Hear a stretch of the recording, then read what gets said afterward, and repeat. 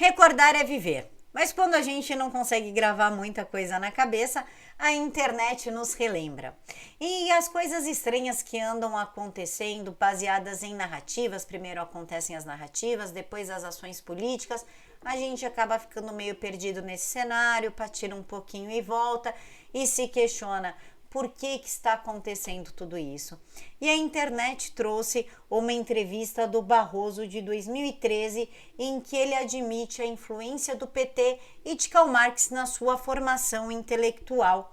Indicado ao Supremo Tribunal Federal, admite influência do PT e de Marx na sua formação. Em depoimento dado em 2005, Luiz Roberto Barroso conta que contribuiu para a construção do partido.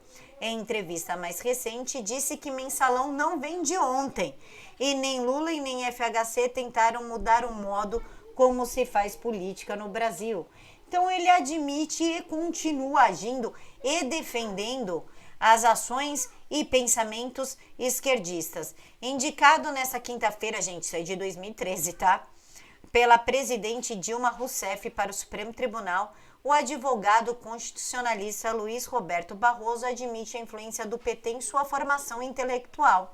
Em relato publicado em 2005, em comemoração aos 70 anos do curso de Direito da Universidade do Estado do Rio de Janeiro, ele disse ter participado da mobilização dentro da faculdade para ajudar a criar o partido.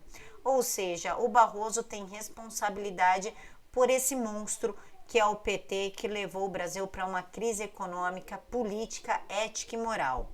Barroso disse o seguinte: e também a criação do PT. Em 80 nós fizemos a maior mobilização da faculdade. E aí com adesão geral, afirmou ele. No depoimento que o Congresso em Foco reproduz na íntegra, ele lembra ter começado a militar no movimento estudantil 2 anos antes de entrar para a Faculdade de Direito, motivado por uma luz amarela acesa durante aquele chama de ditadura militar, eu chamo de regime militar. Teve seu despertar para a política com a morte do jornalista Vladimir Herzog, em 1975. Ele admite também ter sido influenciado pela leitura de Karl Marx e de Lenin, autores que descobriu durante a faculdade. Barroso conta que, com o fechamento do Congresso pelo então presidente Ernesto Geisel, em 1977, sua geração foi formada por uma onda de ceticismo. Daí, relata, surgiu a percepção de que era preciso fazer alguma coisa para mudar a realidade da época. As entidades estudantis eram ilegais e era muito difícil fazer eleições para os centros acadêmicos. Ele observa que a militância era toda da esquerda, porque a direita, os conservadores e os liberais, estes, nem tanto, estavam no poder. No depoimento, Luiz Barroso lembra que, com a lei da anistia, 3 forças políticas disputavam a hegemonia do movimento estudantil.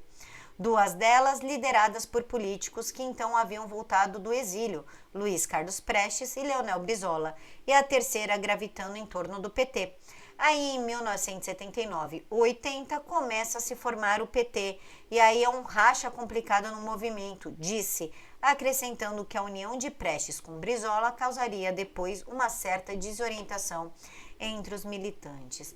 Esta é a maior prova que o Supremo Tribunal Federal nada mais, nada menos é que um escritório, um comitê político do PT. Lá dentro tem ministros que, na verdade, são advogados petistas que estão juntos por uma única causa: colocar o socialismo no Brasil. Digam aí para mim o que vocês acharam dessa relembrança da internet.